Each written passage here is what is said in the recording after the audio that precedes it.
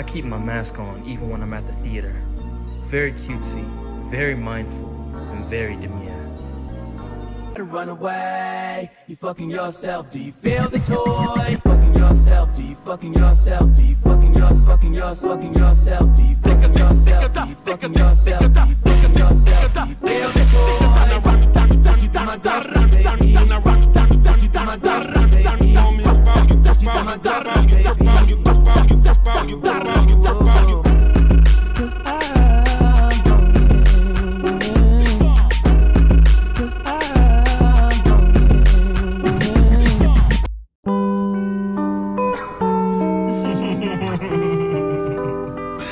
Come out here and just say hi to her right now.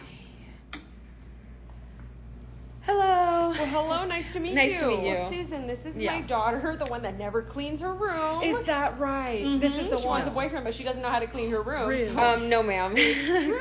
I know this is going to come as a surprise, but if you guys are going to ask people to vote for Kamala, you're going to need to leave room for them to criticize her as well. Because not a singular U.S. presidential candidate has gone without criticism. Not a single one. Especially during these times, people are going to have questions like, what does Kamala plan to do to stop U.S. capitalists from going to Africa and taking advantage of the resources? You know, not even just Africa, but the global South in general. People may also question the fact that under the Biden-Harris administration, 500 shipments of weapons were sent to Israel over the course of 300 days while people at home don't have food or housing or just, basic necessities. People may also have questions about what she plans to do about the cop cities consistently popping up in every other city in America, as well as the crazy housing crisis that we're having right now as homelessness is becoming illegal in a lot of states and cities in the United States. People may also go on to question what she meant when she was talking about our military being the most lethal, which means harmful and destructive. Before I get the, oh, she's better than Trump, she's better than Trump, she's better than Trump comments, please go on, watch the video all over again, and then don't comment, block me or something, I don't know. But yeah, this is your sign to start growing your own food. It is not as hard as they make it seem. I have videos posted on my page on how to get started. Follow for more. Mwah. Mexicans in LA say the N-word so much you think they were in the KKK.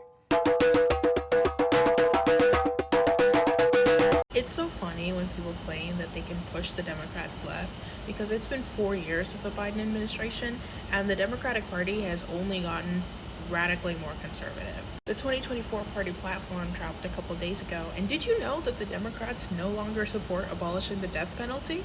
Do you know that? Democratic opposition to the death penalty has been a part of the platform since 2004, and now it's just poof, gone. In fact, there's a whole host of criminal justice reforms that were promised in 2020 after Black Lives Matter that now Democrats are backing away from. Also, remember back in 2020 when abolishing or even seriously restructuring ICE was a serious policy position that was actively talked about? Because the Democrats don't. In 2020, they had children of undocumented migrants talking about how devastating deportation was. And now in 2024, they're platforming Border Patrol agents and promising to crack down on asylum seekers. In 2020, there was a serious discussion about Medicare for all as a policy. In 2024, Kamala Harris is openly embracing big stick politics and promising to use your taxpayer money to craft the most lethal army in the world. The Democrats have not been pushed to the left. All that's happened is that the Overton window was shifted to the right. It's about seeing. Open this wall for me, please.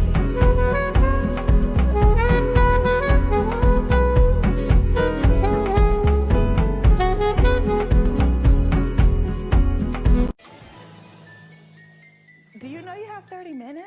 Are you kidding me? 30, yes. Y'all better watch this shit. In Shrek the Musical, we get more background on Lord Farquaad. In that, we learn that his mom was the princess from The Princess and the Pea, and that she married Grumpy, one of the 7 dwarfs. Pea was then disowned by Lord Farquaad's grandfather, her father, in Duloc, because magical creatures were considered lower status. They were considered less than. This is Lord Farquaad's mother. That would make him mixed, and also he had an emotionally distant father in Grumpy. Farquaad's past talks about how he kind of lived a little bit in poverty because of the marginalized status of his father. But we have to remember that the Shrek musical is non-canonical, so I actually believe that this is more of a form of propaganda for Lord Farquaad. I believe that he used this ballad to gain sympathy and say that, look, I've lived among the magical creatures, the fairy tale creatures. They're savages, they're barbarians. We need to cleanse the land of them. And then he discarded this propaganda when he no longer wanted to emphasize his mixed heritage. Settler colonialism is all about the displacement of native populations. You can see throughout the movie and a little bit in the musical that there's a sense of a return to glory, that Lord Farquaad was going to put Duloc on the map through conquest and through marrying Fiona. We see displacement of the natives, the magical creatures, but who's going to replace that populace, you know? That's why Lord Farquaad wanted to open up the souvenir shop, have a be an amusement park, you know, get more of the right kind of people in Duloc. So you can also see the ways in which capitalism is fundamental to settler colonialism and maintaining structures of inequity. I feel like this donkey meme right now. Did this make sense to y'all?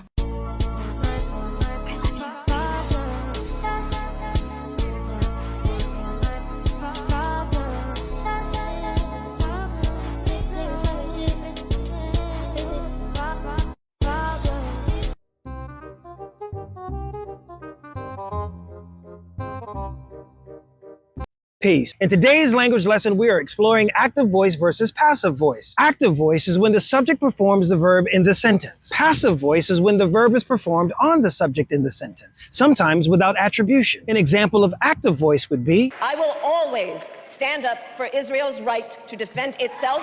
It is clear where the speaker stands in their assistance of Israel defending itself. An example of passive voice would be, At the same time, what has happened in Gaza over the past 10 months is devastating.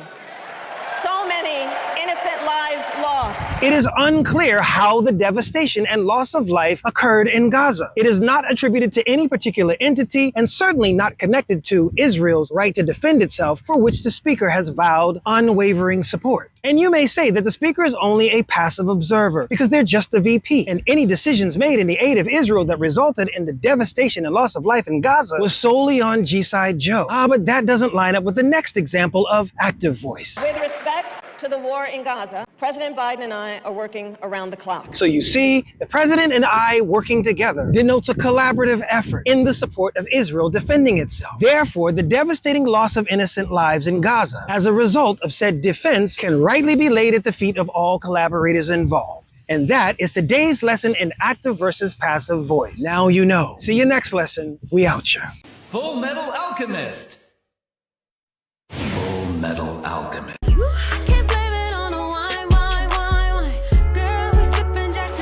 I'ma throw myself a hold down. Remind you who the boss when it go down. It's a level you ain't on. Saying more money, more problems, bring the problems. Stomping fires on the black top with the red bottoms. Hold down. Remind you who the boss when it go down. It's a level you ain't on. Saying more money, more problems, bring the problems. Stomping fires on the black top with the red bottoms.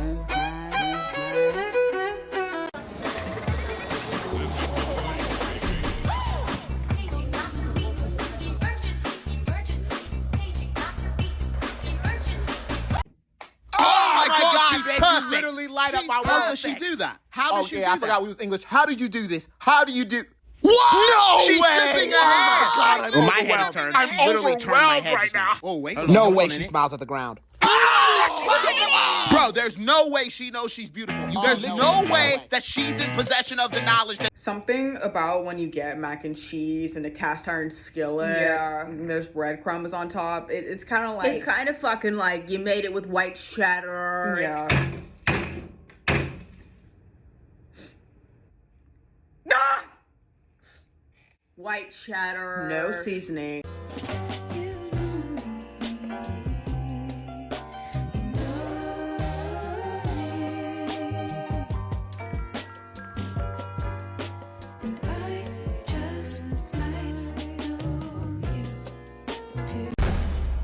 I'm not just a bitch. I'm a bitch with a backstory. Oli, in Spanish, you don't say a bean, you say un frijol.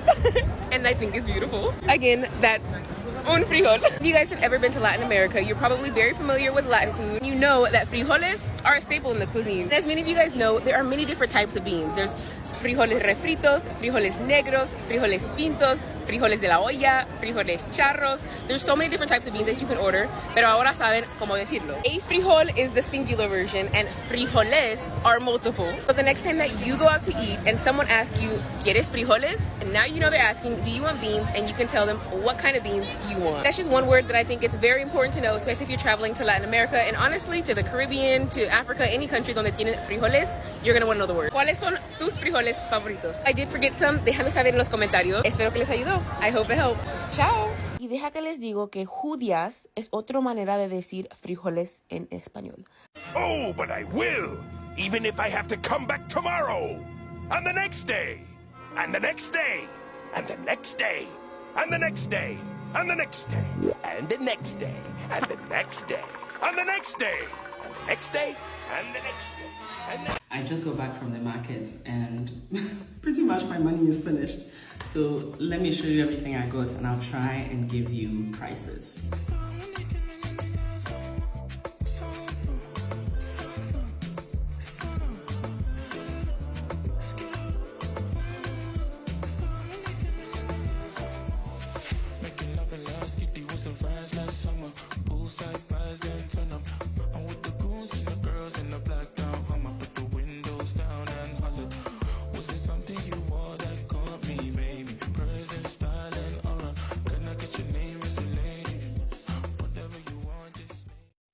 I just wanna be part of your symphony. Like, yeah, she's joking, but she's hitting tritones on the raspy belt. Like, I'm sick. What? I'm gonna try and explain this in a way that's not super heady, but also you should look up Layla Hathaway. She even has videos on this app where she's doing overtone singing, which is essentially what you just did in your video.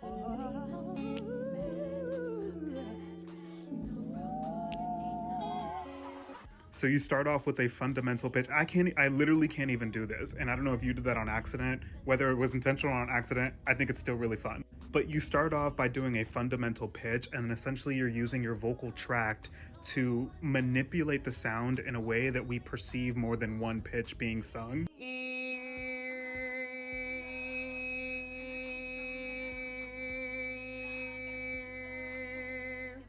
So that raspiness and like the coloring of the note that you're doing is producing two overtones on the fundamental pitch that you're hitting on the belt. And I think it might just be like the natural shape of your mouth and like your vocal tract and how you are holding your mouth on that belt that's producing the two overtones that are creating a tritone. The only other example that I have of hearing this is, if anyone remembers Parent Trap, the one with Lindsay Lohan, the scene in which she's like screaming her head off in that really like high-pitched like kid screaming voice, she's hitting tritones. That's literally the only other time I've heard that. But yeah, I just thought it was really cool. I'm sorry for geeking out. Got my heart broke, I like that bitch a lot. This is day 5 of talking about the shipping containers that are in Germany that need to be shipped to Congo. This is an organization called Focus Congo. The owner is a former child soldier, and his organization helps with building crops, building villages, medical care, feminine care, help with shoes, and so much more. I don't know how to stress that this humanitarian aid needs to be there soon. There are a lot of people that are suffering. So if you have the time, can you please make a video about this initiative?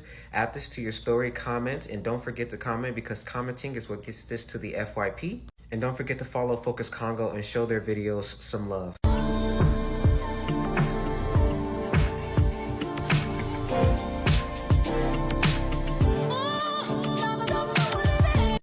Tengo una chica que me gusta, que me encanta, que me atrapa, me fascina porque es una vampiresa. Tengo una chica que me gusta, que me encanta, que me atrapa, me fascina porque es una vampiresa y que me para hasta la respiración.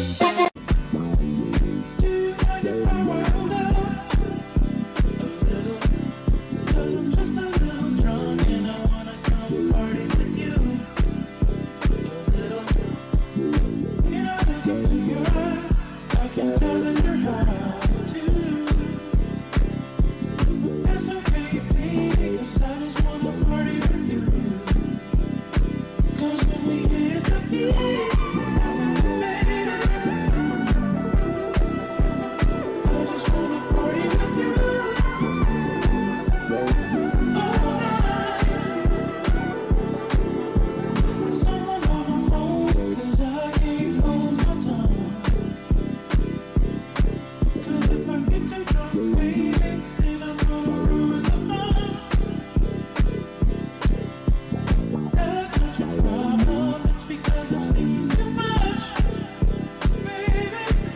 Zendaya, with the most love in my heart, I need you to get back in the studio. I just re-listened to Rewrite the Stars because listen, The Greatest Showman to me, that's anointed by a different thing, okay? Greatest Showman might as well be gospel, okay? But I was listening to your voice and I was like, get her in the studio. Zendaya, what do I have to pay to get you back in the studio? What do I have to pay?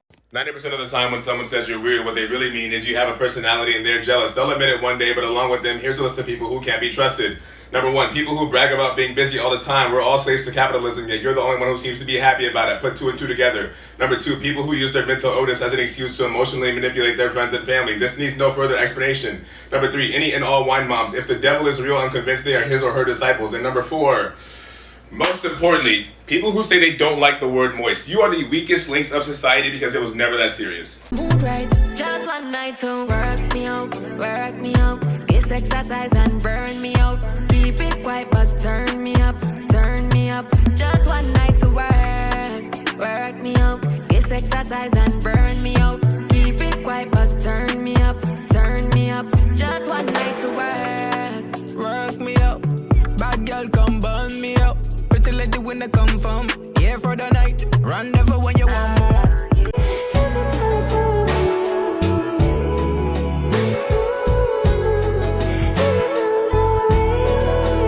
An innocent man is scheduled to be executed in Missouri on September 24th. Let's talk about the case of Marcellus Williams. Williams is currently a death row inmate that previously had an agreement to halt his death sentence. However, the Supreme Court blocked this agreement. Let's understand the case and why this man's life is currently on the line. In 2001, he was convicted of first-degree murder, burglary, and robbery, among other charges, and sentenced to death. So what happened? In 1998, Felicia Gale was murdered. Was there forensic evidence connecting Williams to this case? No.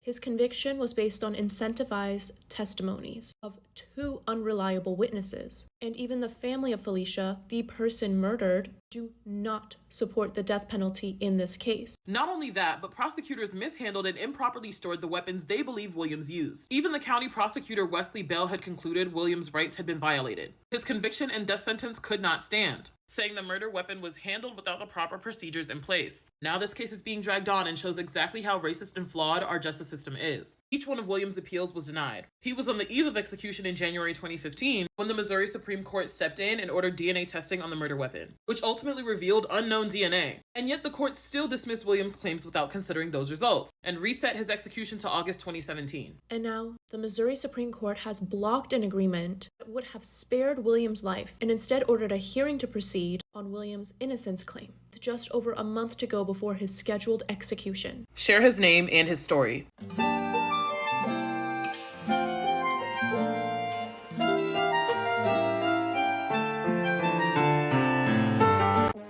This week at the bridge, the community is cleaning up. They're removing trash and draining the water that has filled the space where the bridge collapsed. Not having this bridge has been devastating, but it's also been an opportunity for the community to rise up and invest in our country. You as well, the diaspora and our allies, you've taken a stand. In just a few days, 87 of you have donated $6,590 to the bridge, funding 33% of the construction. Merci. L'union fait la force. Vive Haïti.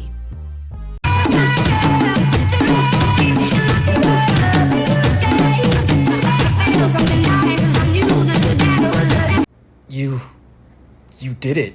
You saved everybody. You saved the world. You saved me. I don't know how I'm ever gonna repay you, but I'll spend the rest of— I have cancer now. What? What do you mean? I only have, 20 minutes left to live. And I'm gonna spend them in the mountains, where all of this began. In the mountains? What about your little sister? What about— There is one last thing I want you to do for me before I go. What is it, protagonist's name? You've been my best friend through all of this. Of course. We grew up together. You know my little sister. I'm sure everyone does by now. And you know that everything started with these. My little sister's glasses. I want you to give them back to her. Protagonist's name. Don't try to stop me. This is how I want to go. If a man has multiple babies, with multiple baby mamas, and he says he wants more babies but doesn't want to marry anybody, the villain in that story is him. It's not the women that came beforehand. It's not the hypothetical women that come after. The bad guy is him. In fact, any decisions that a man makes in the creating and raising of children and in the creating and building of families is his own, and it is his own to be praised for and to be judged for, and we really don't need to keep bringing up women in this. And yes, it takes two to tango, which means we should think about women and their choices when it comes to having kids and having families, but that's all we ever do, and as a result, we have actual supervillains running among us. Closest analogy I can think of is like men who cheat. Yeah, you can get mad at the girl, but the villain in that story, 98% of the time, disproportionately, is that man who was responsible for his own conscious decision making. If it takes two to tango, then it should be a 50-50 split, both in responsibility and in blame and shame. And it isn't. Women overwhelmingly carry the responsibility of raising these kids, and they carry a disproportionate amount of the blame and the shame for having them. Meanwhile, we have men, whether they're on the Cam Newton, Nick Cannon level of villainy, or just your uncle who can't keep his legs closed, going around, making kids, tearing up families, abandoning kids, and getting away with it scot-free, because y'all always want to go, okay, but like, what about the women in that scenario? Baby, what about them?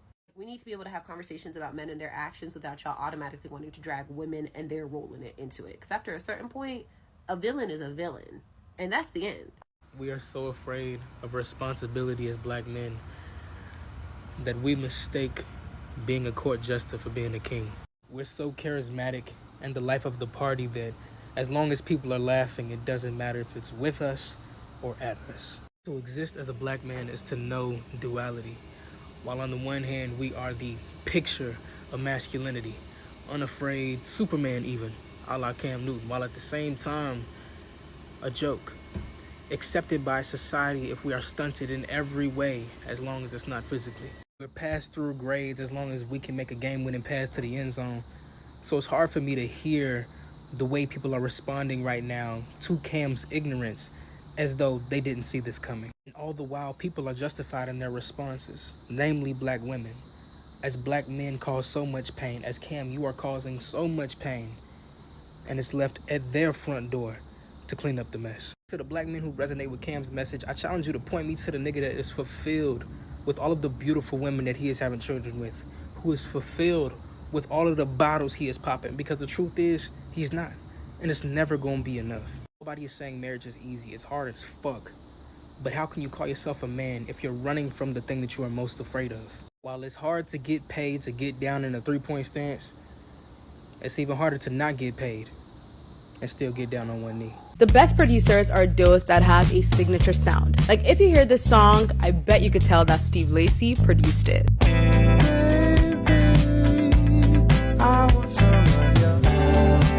Now, everyone probably already knows about Steve Lacy, the artist, at this point. But one thing that's not talked about enough is Steve Lacy, the producer. Steve Lacy once described his sound as the bare maximum, and I think that's such a perfect metaphor. His production doesn't sound super complex, yet if you listen closely, there's still a lot going on. But the trick is, nothing clashes. I think the easiest ways to recognize Steve Lacy's production is first, the chord progressions.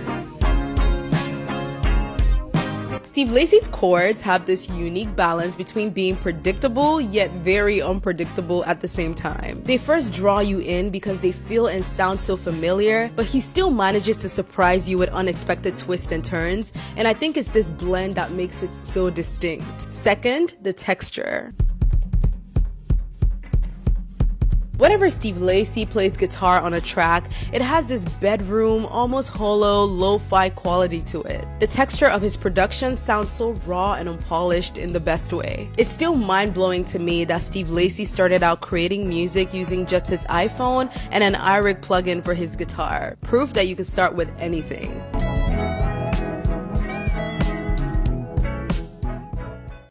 I got that thug in love. Ooh.